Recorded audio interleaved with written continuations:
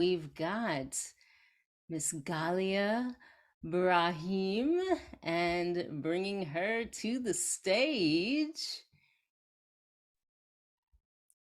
I love Hello. the way you pronounce my last name. I love the way you pronounce my last name. Brahim, like you give it this like this touch is beautiful. Thank you. It just feels like it has to have that, like, you like it can seem like it's Middle Eastern, it can seem like it's Indian, so it's it's multicultural. So this is beautiful. welcome. Thank you. Thank you, and thank you, Alana, because it was really powerful to be witnessing her. Like sharing about her past and her emotional wounding. I know it's hard sometimes to be that vulnerable, and especially on this stage that you created. So thank you for being that vulnerable and to open up in the way you actually open up. Yeah. So Galia, tell us what it is that you do. Yeah. So my name is Galia Brahim. I'm a women empowerment coach and a spiritual teacher, and I'm also a leadership expert. So I teach leadership to women in organizations, but also in my personal work, I work one-on-one with women who are in a phase of their life where they can't stop living, they can't continue living the way they were living this old time. They feel that they have this desire to truly address their traumas, to navigate their traumas, and they need someone um, to actually help them navigate and understand traumas, at the depth, what are the roots of traumas? Um, where does it come from? Because we need to get to this root in order for us to truly free ourselves. So, and of course, to tap into our feminine power, right? To harness this feminine power. Because if there is wounding, we are not able to connect with our power. We can't connect with our power in this place of wounding. And this is what I teach. And this is the path that I've been on the past few years, experiencing through my own journey. I left my hometown, Paris, in 2018 because I didn't resonate with the energy over there. I was living in a really toxic environment. And I needed to get out of this environment. I needed to find myself. I needed to heal. So I decided to move across the world. So from Paris all the way to Australia and to travel to really heal myself, and understanding the path because this is how I like to tap into it, a path of reconciliation with oneself, to come to this space where we can forgive ourselves and understand who we are, at the core. Because, some people that just go to work every day, 9 to 5, they are, in this trap, and they don't realize that, sometimes is that you can have your work, you can be so maybe fulfilled, right, in your life, but something is missing in your life. And I think it's this soul connection, right, this soul connection, this purpose, right. And when we feed ourselves with purpose, this is where we can truly move mountains, when we can truly realize ourselves. So this is the path that I've been on, and yes, in 2018 I left, and then I stayed actually in a while in a Buddhist monastery in Thailand in meditation. I was really soaking into the energy of Asia, and really I went through this ancient remembrance. It was powerful. And then I went to Nepal, and then again, a lot of activation, and boom, I tapped into, and this is going to be the topic today, healing the wounded feminine. And I tapped into ancient traumas connected to my feminine energy, my sexuality. And I needed to address that because, wow, when it came to me, it hit me but really, really hard. Like it was boom. It came to me, and I needed to address that. So I started to feel, and I love the topic that you chose for this event, relationships. Um, how do we actually relate to others, right? How do we connect with others? And on which levels as well, right? And for me was this strong feeling of unsafety. I started to feel super uncomfortable around men, and it got activated all in India. And I'm talking in my work about actually healing from intergenerational traumas, but also ancestral traumas. I'm sorry, I'm just continuing talking and talking, but if you have any question for me, it's just because when I get deep into the story, um, it really takes me to the depths. So I love sharing Yeah, about this. let it channel through. Let it channel through. But if you have any questions, so maybe, I don't know, something that came up or something that you wanted to ask.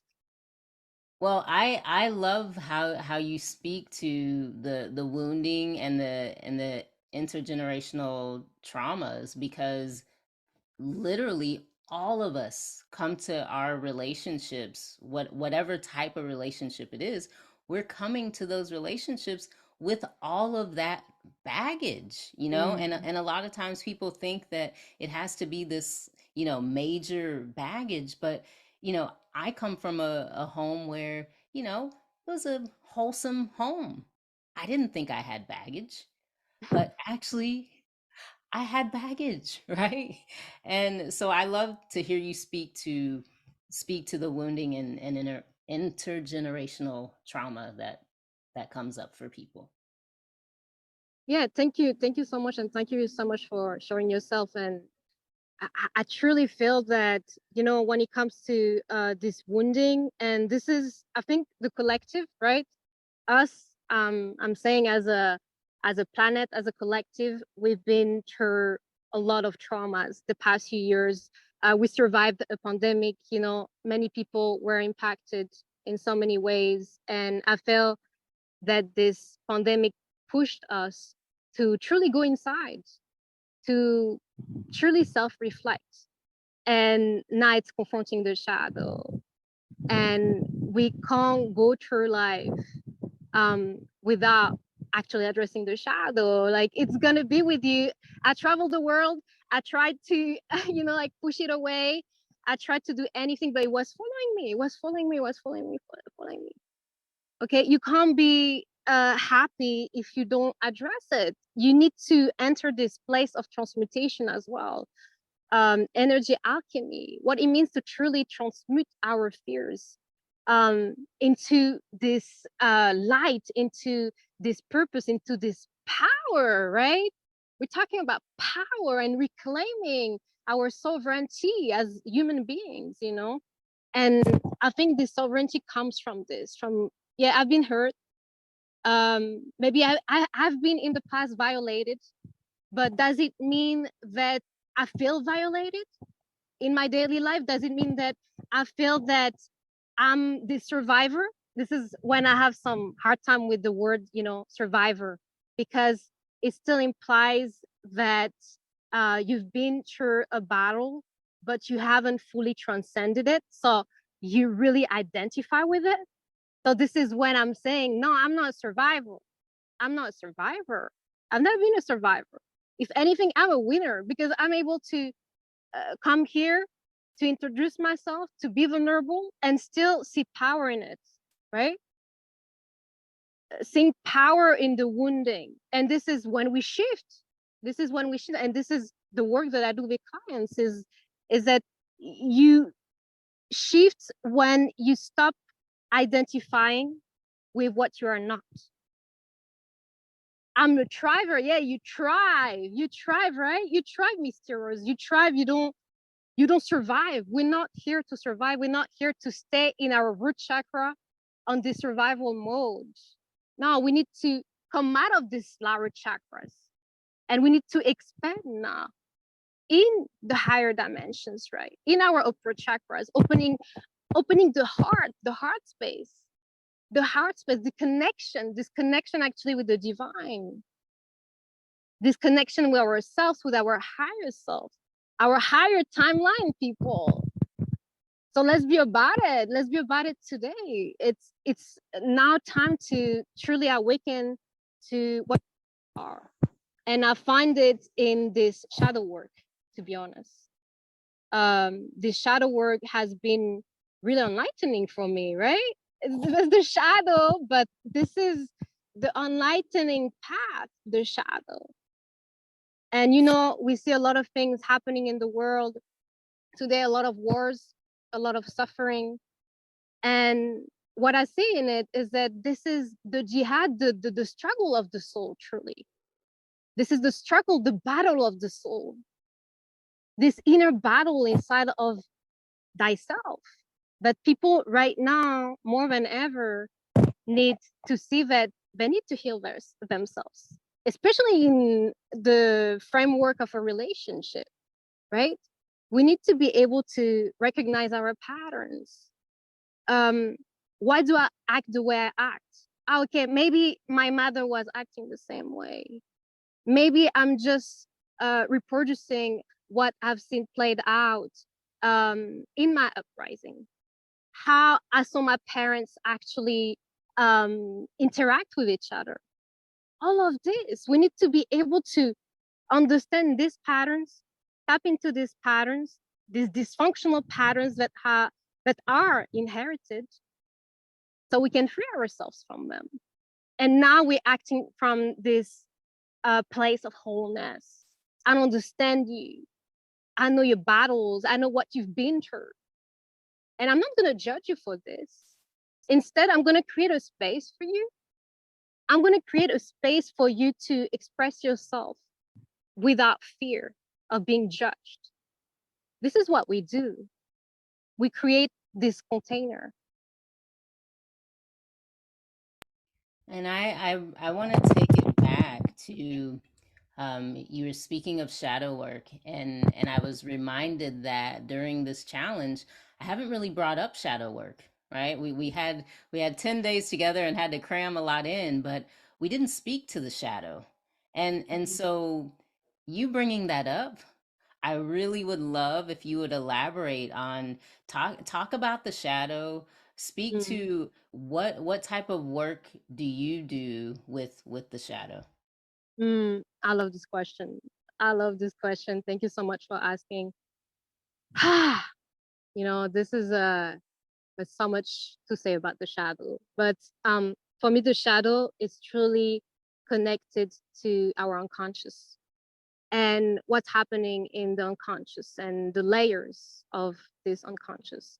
And this is why in my work, I'm coming from this spiritual psychological approach, is that I'm understanding transpersonal psychology. If you want to say transpersonal psychology, you can say also transpersonal psychology. But what I do, I go beyond the ego, right? Beyond the ego self. And I'm understanding actually what's happening, for instance, when you have this dream and this intense dream and what it is truly revealing to you, right? Because there are so many codes. And when we enter the realm of the subconscious, right? The unconscious, subconscious, because again, once again, we need to bring light to what is unconscious, right? In order for it to be conscious, right? And this is also this bridge between the spiritual and actually the psyche, the material, right?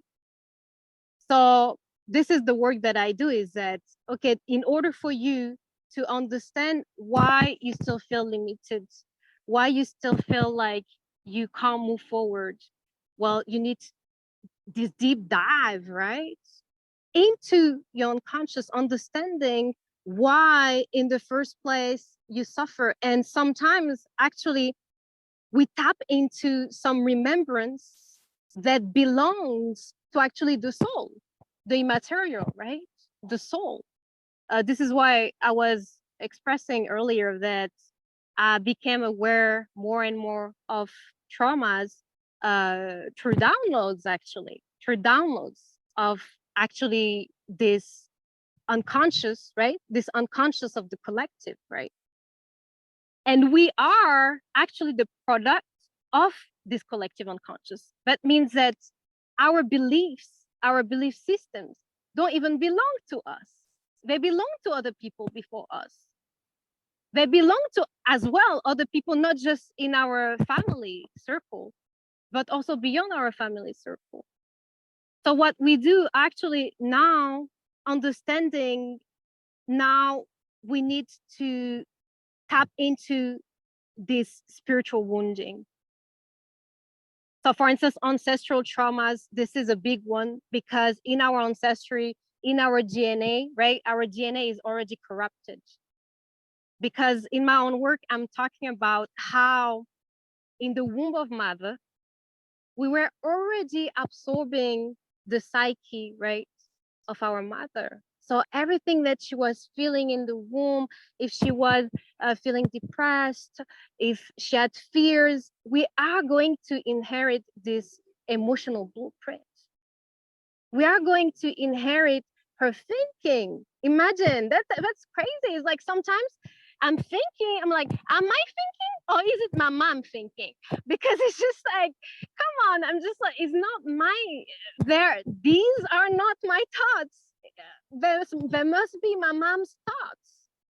So I'm really realizing and I'm really understanding, okay, the mother wounding, the father wounding, and the different lineages, right, of the father and the mother. And realizing the deep, deep, deep wounding. You know, I'm coming from a family, and my mom was deeply, I think she felt deeply into dogmatism. And this really, really ruined her life. She was so consumed by religion, right? And this is where I'm coming from. I'm coming from this deeply Muslim background, and I had to detach myself from it. What's my identity as a Muslim? I had to question myself. What is this identity as a Muslim? This is a social identity that has been placed upon me, but I don't need to actually connect with it. I can find my path. I can be spiritual, right? Spiritual and find our true self, who we are. So the work with the subconscious is really tapping into the akashic of consciousness. All these records of consciousness. So the akashic records of consciousness, everything that has happened and that your soul has been through, even before this embodiment, way before that, before dimensions and dimensions. And we are this DNA, right? And now when we heal, when we shift, we shifting our DNA. We activating, we shifting our DNA. Imagine how powerful healing on a cellular level. It's like we have so much technology right now, right? And the greatest technology is this human technology. Our ability to really have this emotional intelligence in order for us to really transmit our emotions, to make sense to what we are living, experiencing. I don't know if it answers the question, but this is this deep work of working with the subconscious, our unconscious, also having this connection as well with ourselves, developing ourselves, right? Self mastery. This is key. Understanding our energetic body, right? I was reading, some comments on the group, and some ladies were sharing about how they noticed that they had maybe like the chakra, one of the chakra blocked, something was blocked. My crown, there's a lot of blockages in my crown chakra, in my root chakra. And all these blockages actually leaks, right? Entities, right? These are all contracts, right, that we are making as well. We are choosing actually to experience this blockage because it's connected to another wounding, another suffering that we need to transmute inside of ourselves. Okay, like we have addressed it. Okay, now I'm not gonna like keep thinking about it, right? Some people stay stuck in the trauma phase, right? Awakening to traumas, and then there's just traumas. My life is traumatic, right? Everything, even going to the store, even myself, I found myself in a space where I was so traumatized that it was hard for me to even step outside. It was hard for me to really interact with others, you know. And this is coming from this true disconnection that is happening within, this disembodiment. Actually, this is one of the trauma response that you can experience. Disembodiment is when actually you feel that this body doesn't belong to you, or you're not able to even be in the body, right? You are always in the mind space and you're not able to even ground. And this is where mental health is coming from. It's coming from this disconnection from the spiritual. Golly, I want to interject something because while you were talking, I had a realization of my own that I'd love to share with you because Sure, listening to your please. story of how you moved and separated from your the dogmas that you grew up with, from a lot of what you grew up with, fully separated from, and to speak to that cellular reprogramming, I realized that when I moved away from home, very unconsciously, subconsciously, I moved across the country in order to deprogram, right? And while it wasn't, a hugely traumatic childhood for me, there was some programming that I wanted to reshape. And on a subconscious level, and I hope me sharing this will speak to somebody else because it spoke to me when Galia was speaking to it, is even if you don't move physically move across the country or to another country, there is something to be said for the separation that can happen in order to heal from programming. And I Mm, really connected to that as you were speaking. And so if anyone that's watching live or watching the replay, there's something to be said. If you have some programming that you're carrying, even if that separation isn't a physical separation, like a physical moving to another land, find some point of separation so that you can reprogram, right? mm, Because we all carry a lot of stuff and we don't even realize it. yeah. Powerful, powerful, powerful. Yes, and yeah, and this programming and traumas as well. You know, so many people think of trauma as this really negative experience, horrible experience, rape, death, some type of really heavy traumas. Traumas don't have to be heavy. You know, a trauma can be that, you know, when you were growing up, it was hard for you to even express yourself. This is a trauma.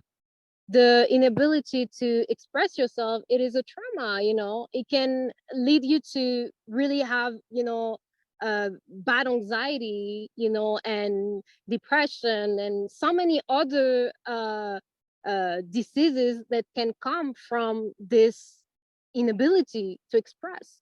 So I'm just saying that, you know, your story is absolutely valuable because this was a trauma. Your child self, right, interpreted it as a trauma. So it was a trauma. And sometimes maybe even in your daily life or what like your experiences that you live, you might not be fully aware that this is trauma when we have this trauma response when we get triggered in life, right? When we have sometimes like someone, even your partner is going to say something to you and it's going to trigger you, and you're going to be like, damn, like it's really triggering me. I don't know what it is, but like it's really, really triggering me. And it's not personal, right? It's not against him. It's not like, damn, like, like I really hate you. No, it's not like that. It's just actually you are able to understand that something that he is doing is kind of like connecting you with another experience that you find triggering. If it's not traumatic, at least triggering. So this is what I want to say about trauma as well, because sometimes people, when I'm talking about this trauma work that I'm doing, it's okay, like I'm in this joy every day of my life. Like I'm cultivating joy. Like I need to cultivate joy. I can do this trauma work, but still be joyful. I'm able to tell you that, like, no, this is like you still in this victim mentality. Like you need to shift. I'm able to tell you this, like you are playing the victim. I'm able to tell you this. I'm able to tell you that, like, right now, you need to move past this. I'm able to remind you of this. But then I can also make you laugh. I can make you laugh. I can tell you that, we are on this path to experience. It's okay to experience whatever we have experienced, in our life. This is why this made us who we are today, who we are, our integrity, how we show up in life. This is who we are. So this is what I want to say. I want to say about trauma, and the trauma work is the most powerful and delightful, right? Delightful experience, because the trauma is your best teacher. I actually have a podcast about it, about how trauma is our best teacher. I have a podcast with actually my partner, Jess. I've been married to a woman for 4 years, and this was also responsible for many of my traumas as well. Accepting my relationship, moving past the shame. Shame is a big thing. Even in a straight relationship, I'm thinking, even a straight relationship or in a gay relationship, um, it's a big team when it has to go, when it has to do, um, it has to do with sexuality. There's a lot of wounding and a lot of shame, right?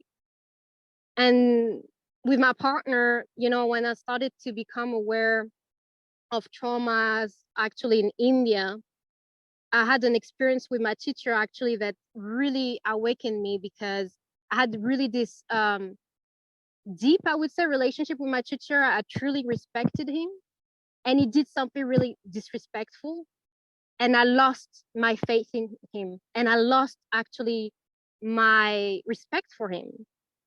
So it touched my tie when actually he was giving me a ride to the nearest station. It touched my tie, telling me, you are so pure, you are so pure. And in a way, I felt that it was taking this purity away from me. And I felt like this was the process that I was on to reclaim this purity, right? And reaffirming that actually, yeah, I was violated. It was a violation of myself, because it was a violation of our commitment to each other, to respect each other on this level, a student and a teacher, or however we want to see this relationship. But this awakened actually in India was a lot of traumas, and in India, you have men surrounding you. Sometimes you have men coming to you, trying to actually ask you questions. You are surrounding me. You are like a group of 10 men. Can't you see it's making me feel uncomfortable? So this was really actually the cry, right, of the indigenous woman, the cries, get away from me, honor my boundaries. This was really important, to honor my boundaries, and knowing that with my sexuality, I didn't always honor these boundaries. And because maybe I was pretending, maybe, you know, I truly felt that I needed to give myself to someone, right? So this is when we can experience in a relationship and with my partner is that I was really open sexually, and I've always been since, since I was 14, I was really, really hypersexual. And this was also, I'm talking about this in my book, it was a response to trauma as well, my hypersexuality. My book is called Trauma Healing, the Spiritual Approach, for the people who are listening to us and who want to check out my book. But in this ebook, I'm talking about this with vulnerability, that like actually when we open up to our sexual traumas, these sexual traumas are affecting our daily life and they can affect our relationship as well. So from opening up to this sexual life with my partner, I was closing off, no sex at all, because I really couldn't open myself anymore. I was not even aroused. Can you believe? I was not even aroused. I was no longer aroused because the trauma was so intense that I identified my sexuality as responsible for my misery. And I no longer saw my sexuality as powerful. But I just felt like, oh, I'm a woman and I've been violated. And in every interaction that I'm gonna have, I'm gonna like act from this violated place, like this wounded place. Oh, I had to snap myself out. I had to snap myself out of this. Like I couldn't be like this. And this is the real journey, woman. This is the real journey to empower yourself. You need to be able to truly realize what are your weaknesses.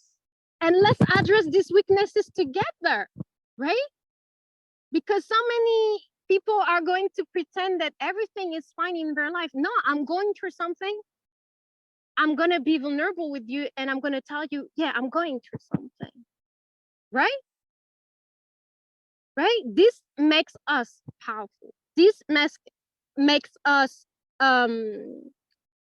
truthful channelers, even if I don't like to even use this word channeling because it's really distorted. But yeah, this makes us, powerful instruments, right? For the divine will. And I talk so much, sorry. I was just enthralled with your energy, and I'm sure everyone else was, right? Your energy is magnetic. Oh, thank you so And much. I appreciate you. Galia, thank you so much for coming and just, I won't say channeling. I will say being a vessel for some information that we all needed, right? And again, Alana, thank you as well. This has been so incredible. And this is literally the end. No, It's not the end. It's not the end. It's just the beginning. It's you know just the what, Lisa? beginning. I would Yeah. love for all of us to come together one day on a Zoom call, all the speakers like coming together and really having a chat. Like I would love that. You know, we'll see if we can organize that. That would be a miracle given all the different time zones. We all the time zones. Right? It would be a miracle, but I love the idea. Let's see if we could make that happen. I finally get my wife back. Yeah, my husband is excited that that that this is the end. So I am happy and sad all at the same time, but we will have an integration session on Wednesday, which is November 1st at 11 a.m. Eastern Time. And this will be an opportunity for us to have spent the weekend integrating all that we have absorbed over the last 10 days and going back through any of the videos and recordings that maybe you really enjoyed or that you missed and soaking it in. And on Wednesday, this will be the opportunity for us to come together on Zoom once again, and actually share, right? So you can be a fly on the wall too. That's okay. You can still join in and be a fly on the wall. But I encourage you to join us for the integration call, because this is a time where you'll be able to share your experiences, your stories, your challenges, your aha moments, and we get a chance to share. So until next Wednesday, I say goodbye. Wow, I didn't realize I would actually feel like it was so hard to press the end button, but I have to press it, right? So until Wednesday, November 1st, I will see you all soon. Bye.